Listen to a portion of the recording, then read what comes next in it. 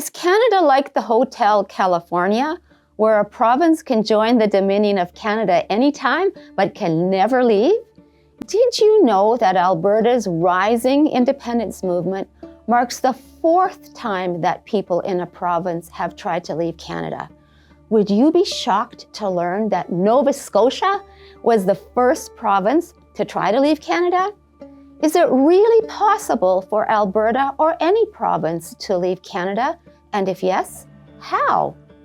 I can tell you that the road is long and difficult, but the answer is yes.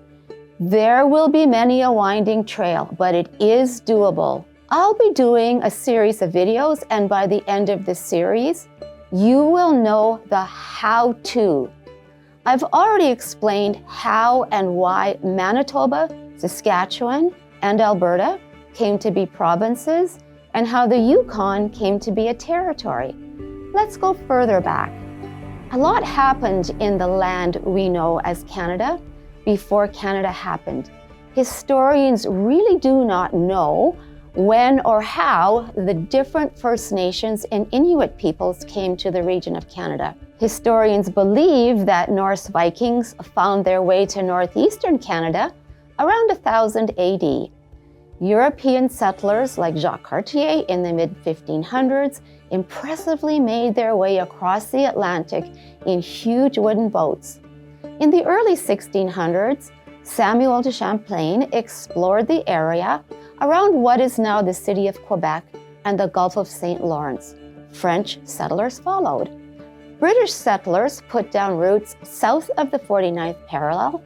In 1670, the British discovered a path through the Hudson's Bay, and Britain claimed the entire East Coast for all intents and purposes to push out the First Nations and the French. Ultimately, differences on the East Coast with First Nations, conflict between the English and French, and more wars than you'll ever likely heard of happened. By 1841, a quite large British colony was settled, and Great Britain decided to name the region the Province of Canada. There was Canada East with about 650,000 people, and Canada West with about 450,000 people. The Province of Canada stayed intact for 26 years between 1841 and 1867. There were also other British colonies in the region, and during this time frame, the Province of Canada held elections for a legislative assembly. In March 1864, a committee from the Province of Canada's Legislative Assembly began to think about writing a constitution. This effort was led by a man named George Brown. The thought was that Canada East, Canada West, and perhaps some of the other colonies would write a constitution together, modeled after what Great Britain had, but unique to the region. George Brown and others also thought about uniting the province of Canada and some maritime colonies. On September 1st, 1864, leaders from the province of Canada and colonies of New Brunswick, Nova Scotia, and Prince Edward Island met in Charlottetown, PEI, to talk. After 5 days of talking, these leaders agreed to work together to form a federal union with a central legislature.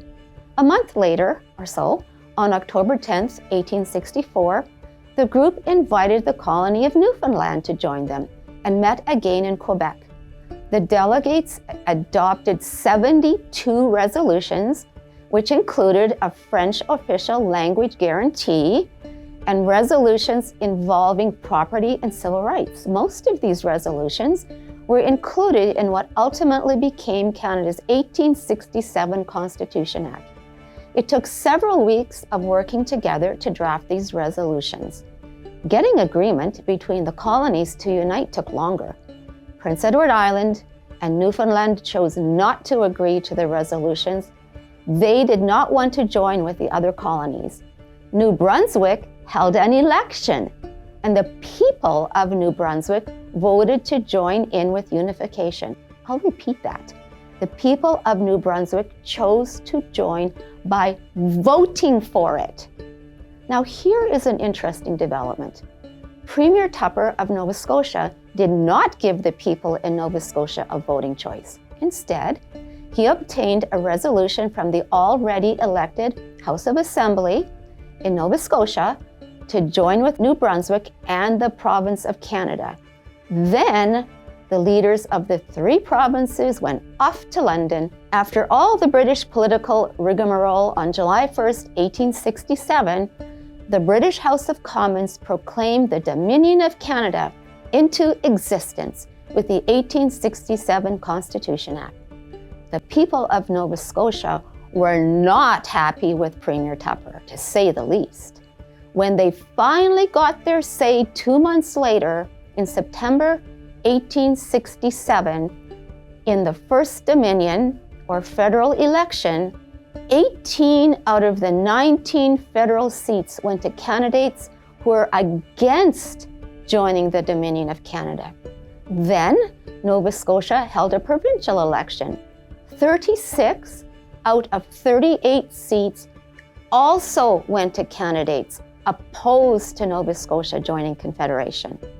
Then the new Premier Joseph Howe went off to London to try to undo the dastardly decision that Premier Tupper had made.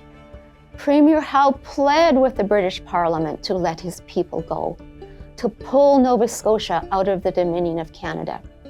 Guess what Britain told Premier Howe? Too bad, so sad, too late.